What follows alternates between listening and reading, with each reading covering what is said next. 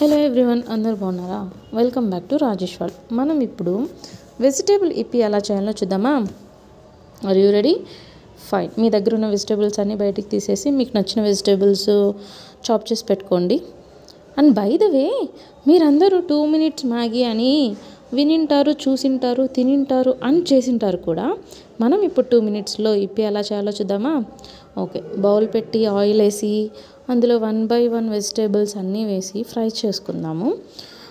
మిర్చి, carrot, onion అది కొంచెం ఫ్రై అయిన తర్వాత టమాటో కూడా వేస్తాము. టమాటో వేసి కొంచెం ఉప్పు వేద్దాము. ఉప్పు వేస్తే ఏమవుతుందంటే త్వరగా మగ్గుతుంది అండ్ ఆ మిర్చి ఫ్లేవర్ అనేది కొంచెం తగ్గుతుంది అనమాట.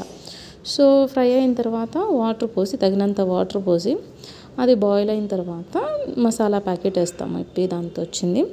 సో అది బాగా మిక్స్ చేసుకున్న తర్వాత ఇప్పి నూడిల్స్ ఉంటాయి కదా, ఆ నూడిల్స్ డైరెక్ట్ వేసేస్తున్నాను నేను. వేసేసి బాగా మిక్స్ చేస్తే కుక్ అవుతుంది. ఆ వాటర్లో ఆ మసాలా అవన్నీ బాగా పడుతుంది, వెజిటేబుల్ ఫ్లేవర్ అదంతా మంచిగా పడుతుంది. కాబట్టి చాలా టేస్టీగా ఉంటుంది వెజిటేబుల్ ఇప్పి compare to normal yippee.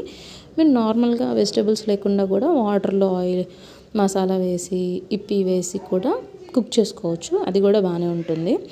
So ఇది కుక్ అయిపోతుంది. అలా ఉడుకుతూ ఉన్నప్పుడు కలబెడుతూ ఉండాలి. సో ఆల్మోస్ట్ కుక్ అయిపోయింది.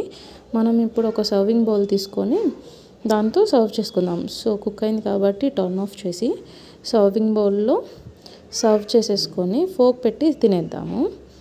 సో చూడ్డానికి చాలా ఎమ్మీగా ఉంది. That's it for today.